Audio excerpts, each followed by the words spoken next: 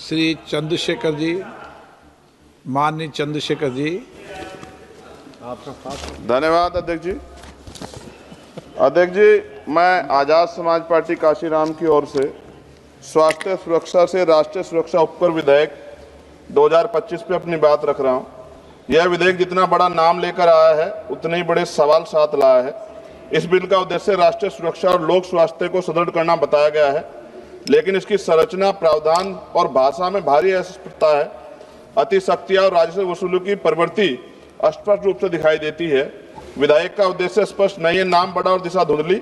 सरकार कहती है कि उपकर राष्ट्रीय सुरक्षा और लोक स्वास्थ्य पर व्यय को पूरा करेगा, लेकिन कौन सी राष्ट्रीय सुरक्षा परियोजना, कौन सा स्वास्थ्य कार्यक्रम, कितना फंड किस योजना को मिलेगा, किस मंत्रालय को कितना आवंटन होगा, विधेयक में एक भी ठोस उल्लेख नहीं।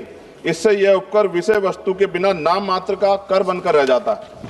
अध्यक्ष जी, विधेयक स्पष्ट कहता है कि उपकर का पैसा कंसोलिडेटेड फंड और ऑफ इंडिया में जमा होगा। इसका अर्थ है पैसा किसी भी सामान्य सरकारी खर्च में मोड़ा जा सकता है। ना संसद में स्पष्ट हिसाब मिलेगा, ना जनता को पता चलेगा कि स्वास्थ्य या सुरक्षा में कितना पैसा लगा है। यदि पैसा कहीं भी जा सकता है तो इस उपकर का नाम स्वास्थ्य सुरक्षा क्यों? उत्पादन आधारित उपकर उद्योग पर भारी प्रहार। इस बिल में मशीनों की क्षमता और उत्पादन पर उपकर लगाया जाएगा। इतना भारी उपकर छोटे उद्योग को समाप्त करेगा, मध्यम उद्योग को अस्थिर करेगा, लाखों परिवारों की आजीविका खतरे में पड़ेगी, उत्पादकों पर अनुचित आर्थिक दबाव पड़ेगा। क्या सरकार उत्पादन और उद्यमियों को दंडित करना चाहती है बिल लाकर?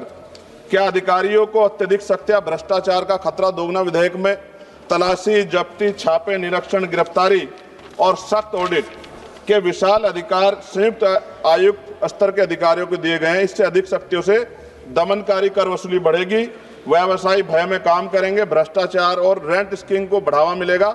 इतिहास गवाह कभी अत्यधिक दमन से न अनुपालन बढ़ता, न राजस्व। अवैध छुपा हुआ भूमिगत उत्पादन बढ़ेगा। जब मशीन की क्षमता पर भारी उपकर लगाया जाएगा तो उद्योग उत्पादन छुपाएंगे, अवैध यूनिटें चलाएंगे, अंडरग्राउंड फैक्ट्रियां बढ़ेंगी, काला बाजार मजबूत होगा।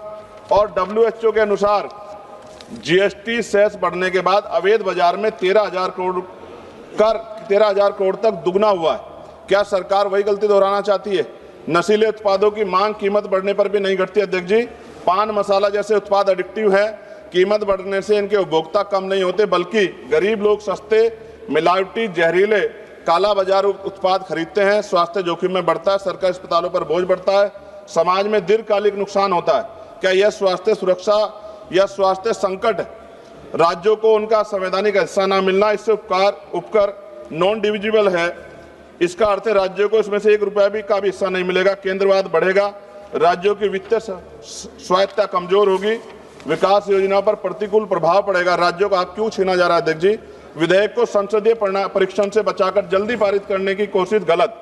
इतना महत्वपूर्ण और व्यापक प्रभाव वाला विधेयक उद्योग, उपभोक्ता, राज्यों, कर प्रणाली, आर्थिक गतिविधि सभी को प्रभावित करता है। निष्कर्ष जी, यह विधेयक देश हित में नहीं, राज्य हित में है।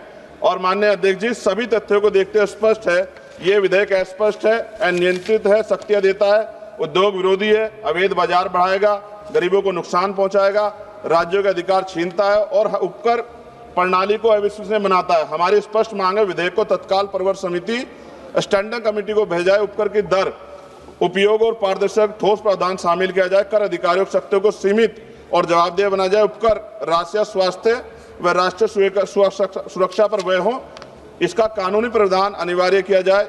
इन्हीं शर्तों के साथ इस बिल का मैं विरोध कर संशोधन सहित पुनर्विचार की मांग करता हूं।